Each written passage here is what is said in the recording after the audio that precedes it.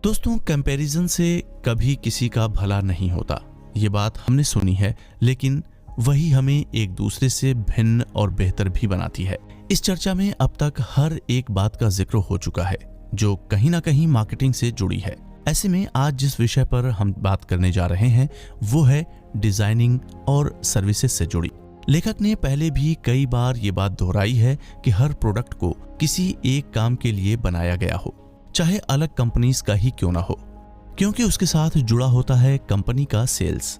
इसे ऐसे समझिए कि अगर आपके पास है एक प्रोडक्ट ए और दूसरी कंपनी का उसी काम के लिए प्रोडक्ट बी, जिसकी कीमत भी एकदम आसपास है और काम करने वाले फीचर्स भी, तो आप ए या बी किसे चुनेंगे? वैसे इस बात पर विचार करने वाला है भी और नहीं भी, क्योंकि अगर मैं अपनी बात करूं तो शायद मुझे ए या बी जो भी आसानी से मिल जाएगा वो मैं खरीद लूंगा।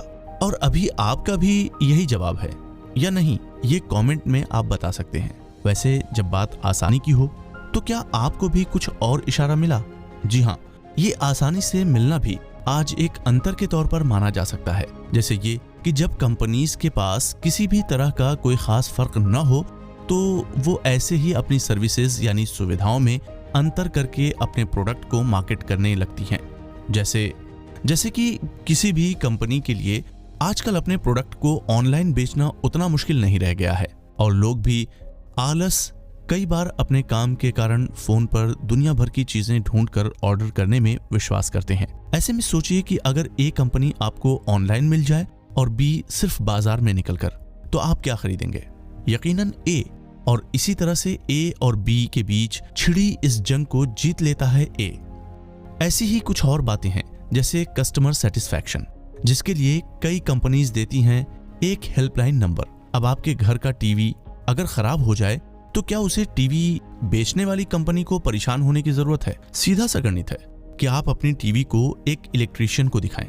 लेकिन आजकल कंपनीज अपनी टीवी को सिर्फ बेचकर काम खत्म नहीं करती हैं, उनकी तरफ से आते हैं आपको फीडबैक, कॉल्स और साथ में मिलता है एक टोल फ्री या हेल्पलाइन नंबर, जहां आप अपने टीवी की शिकायत करके एक इलेक्ट्रीशियन घर बुलवा सकते हैं।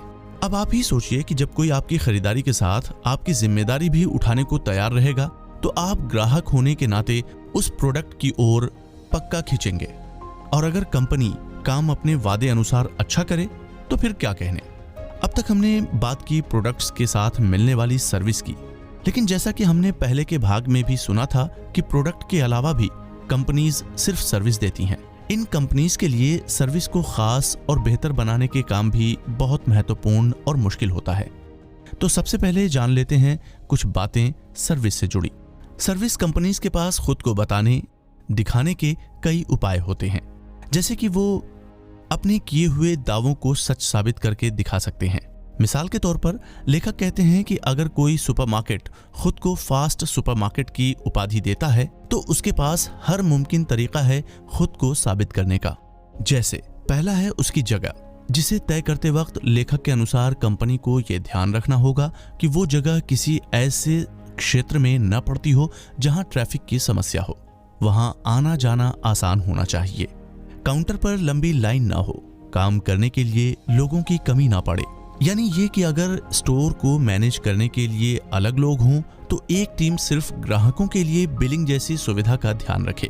कितनी बार देर इसलिए भी हो जाती है क्योंकि आधे लोगों का काम अटक जाता है पेमेंट के समय। आप में से भी शायद हर किसी ने एक बार तो ऐसी स्थिति का सामना अवश्य किया होगा। तो इससे बचने के लिए हर तरह के उपाय का होना भी जरूरी है, फिर चाहे वो स्कैनर हो, कार्ड मशीन हो या कैश में चेंज। इसके साथ ही हर जगह ऐसी ब्रोशर्स होने चाहिए जो इस फास्ट शब्द को दर्शाएं और लोगों के दिमाग में ताज़ा रखें, और हाँ, सिर्फ बोलने के लिए नहीं पर सच में अपने काम से भी उसको साबित करें।